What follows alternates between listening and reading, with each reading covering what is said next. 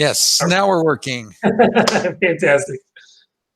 So I'm going to pop Michael up, and so I've introduced you. I started to tell him about there's two totem parks. If I understood this, Saxman Village is on the south side of town, Correct. and Totem Bight is on the north side. Correct.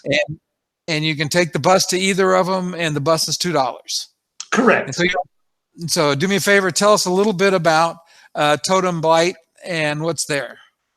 So Totem Bight is operated by, I believe, the U.S. Forest Service, although it may be state parks. I can't remember, but it's one of the two entities. And it is just a park with a number of totem poles strewn about, and then also what's known as a clan house, which, going way back when the native tribes dominated the area, they would build one large sort of community building where the entire life cycle, they slept in there, they cooked in there, they raised their families in there, and then of course during the day the men would go out and fish and hunt and bring back that which they required to sustain themselves back to the clan house, and that's where they would raise their families. And so there is a clan house out at Totem Bight. There's also one at Saxman Village, and then there's a number of totem poles around that you can kind of check out. And the Totem Bight one's right on the ocean, so you have this great view of the Tongass Narrows, and then you have all these great totem poles in the clan house there as well. In addition, there's a carving shed, so you can see how the totem poles are carved. There's a couple of other things out there as well, so it's pretty neat experience. If you're anxious to see totem poles, Ketchikan has the largest concentration of totem poles in the world, so it is one area where you can make a stop and absolutely get a chance to check that out. Okay, very good, thank you. And the beach at Totem Bight, I understand there's some things that are pretty good for young people there too. Oh yeah, I mean there's. In fact, if I remember correctly, there's Disney, when they bring their cruise ship through, they had an excursion for kids basically that went out there, and they had this thing where, I think it was a scale that the kids could create and add it to an existing piece of artwork out there. So yeah, Ketchikan's definitely kid friendly. Okay, very good. So. Okay, so let's go ahead and start with my question about excursions that that for people that's their first visit off of a cruise ship to Ketchikan. So, what are some of the things that are the don't miss for a first-time cruiser? Well, I mean, of course, it depends on when you're going to be here. I mean, I often tell people if you're in Ketchikan, you should go fishing. We are the salmon capital of the world. We get all 5 species of salmon coming through our area. Although I know that you're traveling kind of towards the end of May. If I were coming at that time, I might pass on the fishing. It's just a little bit early for that in our area. And in that case, then I would certainly go for the all-you-can-eat crab feast. And there's a number of ways you could go about that, which was, you can do a flight seeing trip with the crab feast. You could do a boat trip with the crab feast. You could do Saxman Village and crab feast, a rainforest expedition and crab feast. There's a number of ways to go about it, but each of them culminates in a all-you-can-eat Dungeness crab meal. And if you've never had Dungeness crab before, it's certainly something to check out. And of course, if you have had it, you'll know how great it is, and you won't want to miss out on that. Okay, so we've talked about all the ways we can get to the crab feast, and we talked about on our Facebook Live broadcast. We talked about this. Now I wanted to bring it back up because again, the theme of my channel is the really narrow niche is traveling with a wheelchair. Because when my wife and I travel, she takes her wheelchair. She doesn't have to use it all of the time, but for any long distance, the wheelchair makes life much better for her. Sure. So my understanding is that the one we're doing, which is the wilderness exploration and then the seafood feast. You're doing the Silver King seafood feast, essentially. The Alaskan Lodge Adventure is what we call it. And it is, You travel between two operating fishing lodges. Clover Pass Resort is the longest continually operated fishing lodge in Southeast Alaska. It originally opened in 1951, and it's been operating ever since then. And people come year after year to visit with us at Clover Pass and fish, do some guided fishing, some self-guided fishing, and stay with us. When you do the excursion that you'll be on, you will travel to Clover Pass Resort, and from there you're going to board a boat. That boat is going to take you past an eagle's nest. It's going to take you past a seal rookery or a sea lion rookery. It's going to show you, the Tongass Narrows and all of the little islands that are near the island that Ketchikan is on. And then it's going to take you to Grant Island, which is where Silver King Lodge is. And that, again, is another active fishing lodge. Again, guests start coming about mid-June, and they stay with us, come in for a weekly trip all the way through till October 1st each year. So we have a full house there typically for about 3.5 months. And once you get to Silver King Lodge, you'll get to see the operations of that lodge. You have a rainforest walk that goes about a third of a mile into the rainforest. The boardwalk itself is about 10 yards wide, so very accommodating to groups of people, and not a terribly steep incline, so not too difficult to get to the end of that trail. Once you get to the end, the largest, oldest and largest known red cedar tree in Southeast Alaska is at the end of that trail. And they estimate it to be between 1,000 and 1,500 years old. They don't know the exact age of that tree because they do a core sample to determine an age of a tree, and there's not a borer that's large enough to drill to the center of that tree. So they don't know exactly how old it is, but they're estimating it to be about 1,000 to 1,500 years old. It's about 40 to 45 feet around in circumference. So it's a really large tree.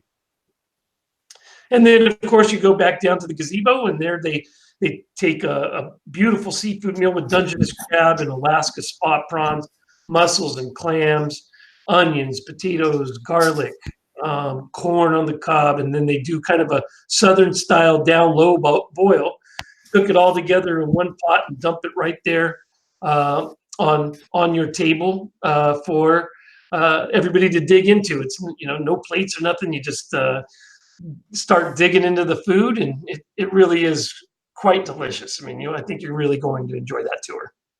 Okay. I'm sure I'm going to enjoy it. And then the one question that came in, Cheryl asked, is that sanctuary walking tour and wildlife encounter walker accessible? So if somebody's using a wheelchair or a walker.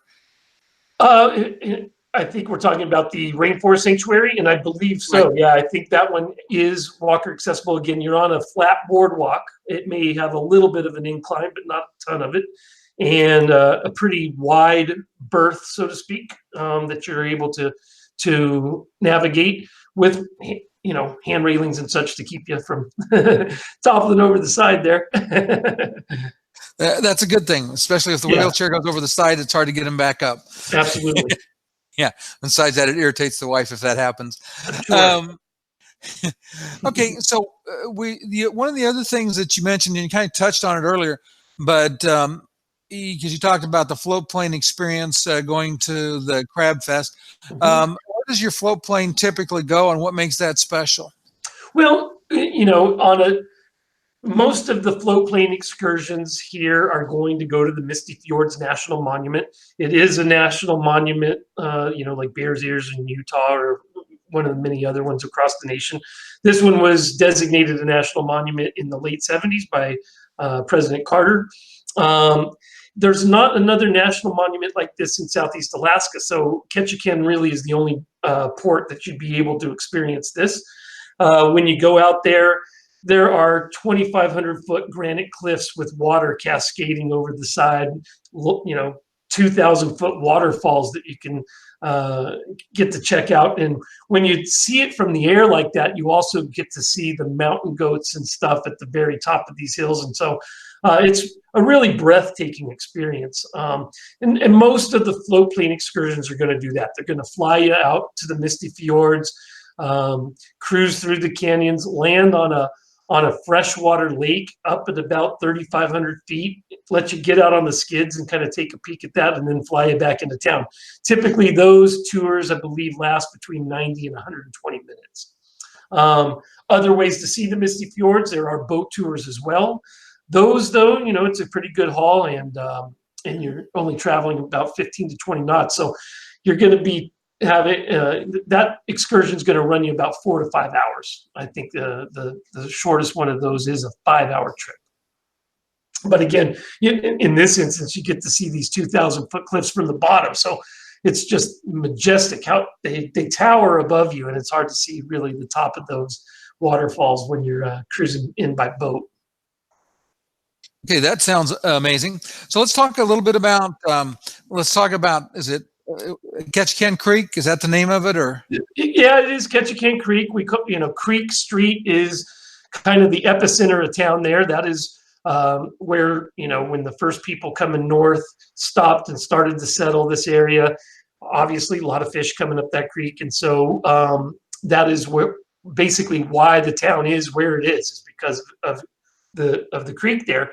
As the town built up, that was where the houses of ill repute were located. And so you'd have sailors marching across the bridge straight into those, or you'd have kind of the townsfolk, so to speak, sneaking in from behind on what's called Married Man's Trail. So that down there, you'll see Dolly's house, which was one of those, is now kind of a museum, still set up to look like the way it did, 120 years ago. You'll also see the Star Ballroom, which was kind of the, 10 cents a dance sort of thing back then. And then there's a tour, a number of other buildings on the creek there that's what they were there for. Now they are mostly retail stores for the most part. And some of them, if you want to get into some authentic Alaskan souvenirs, made by Alaskans in Alaska, that's probably where you're going to find them, is up on Creek Street. Okay, very good. Now, you said for most of the berths, the walk to Creek Street's not too bad, except I think you said berth 4 was kind of a longer distance. Yeah, I mean, like I said, the berth 1 is only 2 or 3 blocks away from Creek Street. It's a pretty quick shot. Berth 2's maybe an extra block. Berth 3, you're a little bit further away. And berth 4, you're probably about a mile away. All told, there is a boardwalk that follows along. There's a harbor at berth 4 as well, and so it's called City Float, and so it keeps you off the sidewalk, so to speak. It's a nice wide boardwalk that takes you from berth 4 all the way down to berth 2, essentially. And then from there, you're only 3 or 4 blocks from Creek Street. But our town's very easy to navigate that way. There is a downtown shuttle that operates for free. So you can catch a bus from berth 4, and that will drop you off at Creek Street if you like. There's also city buses that cost $2 to ride, and those will take you all the way from what we call the north end of the island to the south end of the island. And the north end would be right around Knutson Cove, which is a operating marina where a lot of our cruise passengers that are going to do a half day of guided fishing will actually travel out to Knutson Cove to get on their charter boats there. And those city buses go all the way south out to Herring Cove, which later in the summer, in July, August, and September, it's a great place to go see bears because there is a hatchery out there, and the fish that come back in, after being out to sea for anywhere from 2 to 5 years, are coming back into that hatchery, and they're pooling up in a lagoon there. The bears know this, and so they're going to go basically have breakfast and dinner at Herring Cove. And so if you get the opportunity to just take a bus out there, you'll have that the ability to see some of that wildlife that way. Okay. Now, talking about wildlife, you said that the bears are already starting to get active a little bit now.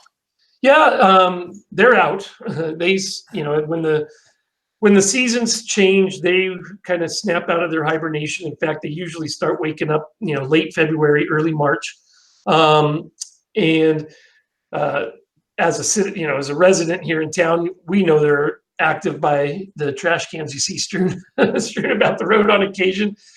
Typically, what the first thing they start eating is a plant called skunk cabbage, and that kind of loosens up their system a little bit. So after being hibernated for 3 or 4 months, they'll eat the skunk cabbage, and that kind of allows them to gets their digestive system going, so to speak, and allows them to start eating the berries and other foods that are available to them here.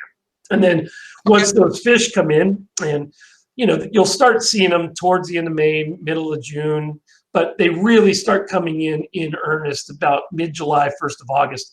And when those fish start coming in big numbers, then you'll see them down on the creeks and eating a lot of those fish. They tend to focus mostly on the belly and on the brain.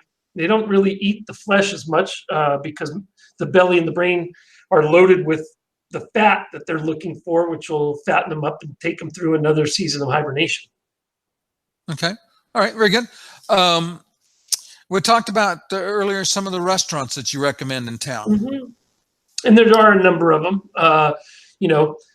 Cape Fox Lodge is well known here in town. It's situated on a hillside or on the mountaintop right above town. So if you're on Creek Street and look straight up, you're going to see the Cape Fox Lodge, and there's actually like a funicular, a people mover that will take you up the hill and allow you to eat lunch there if that's what you're looking to do.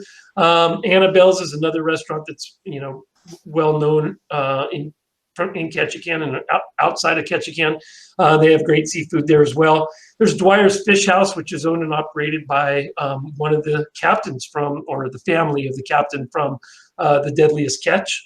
And they kind of focus more on king crab, which is something that you can get around Ketchikan, but it's not really commercially fished terribly in great numbers here in this area. That is up more off the Aleutians, which is a good distance away from where we are. And then the Alaska Fish House, which is a great spot close to Berth 1, kind of a quick spot to stop and eat. If you don't want to spend a ton of time, they get you served rather quickly. You can eat and then get back out there and check out the rest of the town. Okay, so now you talked about a couple of newer excursions in Ketchikan, things that people may not have experienced before. Yeah, there's a couple of them. One of your viewers from the last podcast, she was talking about doing a helicopter ride here in Ketchikan, and that's something that really only started up in the last summer. So in the last 12 to 18 months or so, that tour has really gotten off the ground, no pun intended. And I'm sure unfortunately I haven't had a chance to go out on that one yet, but I'm certain it's a great experience. Again, anytime you can see this area from the air, you're getting a really unique perspective on just how vast Alaska is, because it's as far as the eye can see is just rainforest. I mean, and it will shock you how distant it goes. It's really amazing. And then one of the other new tours that started up last year was the hovercraft tour. So rather than being in a boat and trudging through the water, these hovercraft are actually floating on a cushion of air about 2 feet off the water.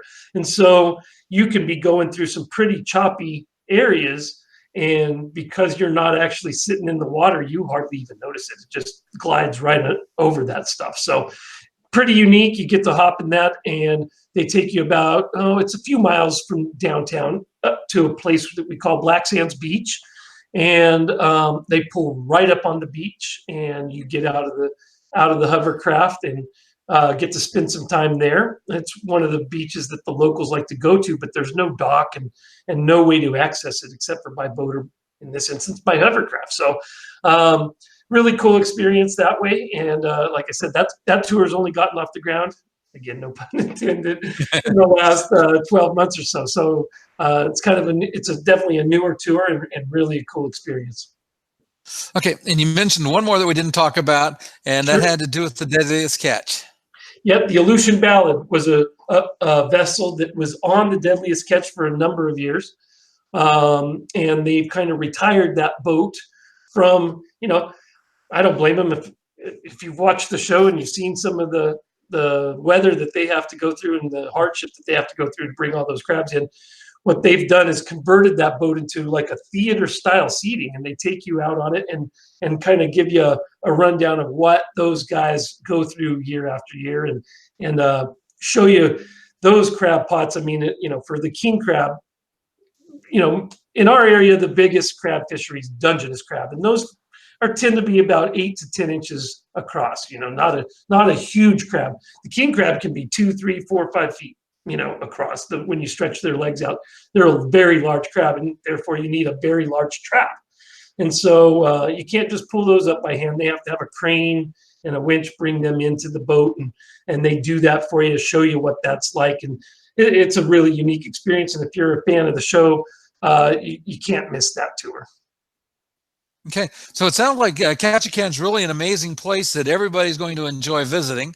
I know I'm looking forward to my visit up there.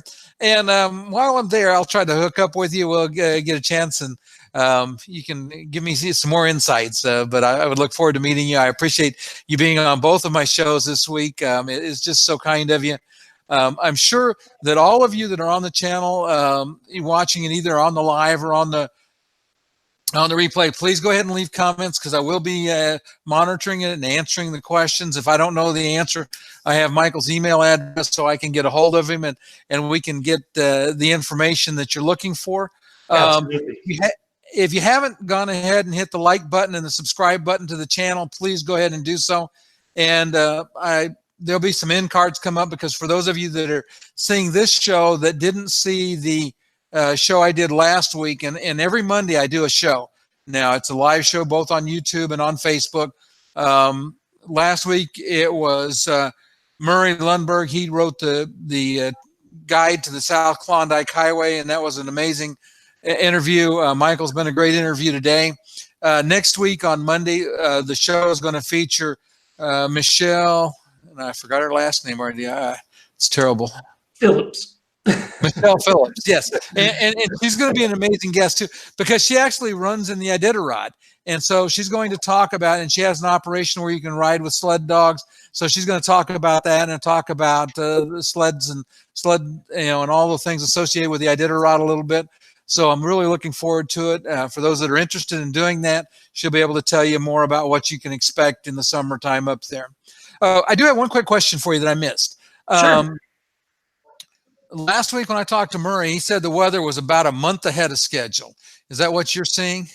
Well, you know, okay. So just so you're aware, we get about 160, 165 inches of rain per year in Ketchikan. And so we often say, expect it to rain when you're here. I mean, if it doesn't, then you've lucked up and you got one of those odd days. Last year, we had, for us, what's considered drought conditions. So we only ended up, I think, with about 115 inches of rain a year, or last year. And from May through September, it was one of the most spectacular summers I have ever seen in my 10 years here. It was just beautiful. I think we got maybe 20 days of rain all summer long. And so the early word thus far is they're expecting those kinds of conditions again for 2019. So I think it's going to be a pretty remarkable summer once again for those people coming through on the cruise ships this year. You're going to see Ketchikan in a way that most people honestly just don't get to see. It's gorgeous when it's sunny up here. And last year we had a lot of temperatures in the 70, 75 mark. I would say more typically you would see it from 60 to 65. So that little boost in temperature was nice. We've already had a few days this year, that we're up in the 70s. So yeah, it's a little bit ahead of schedule, and we'll see how it goes as the summer progresses, but so far so good. Okay. Well, listen, I appreciate your time very much. You've been a great interview. I appreciate all the audience that has been on and participated. And I look forward to seeing you when I get up that direction. I'm looking forward to meeting you too, Ken. Take care. Okay. Thank you. And for those of you that are watching, we'll see you next time.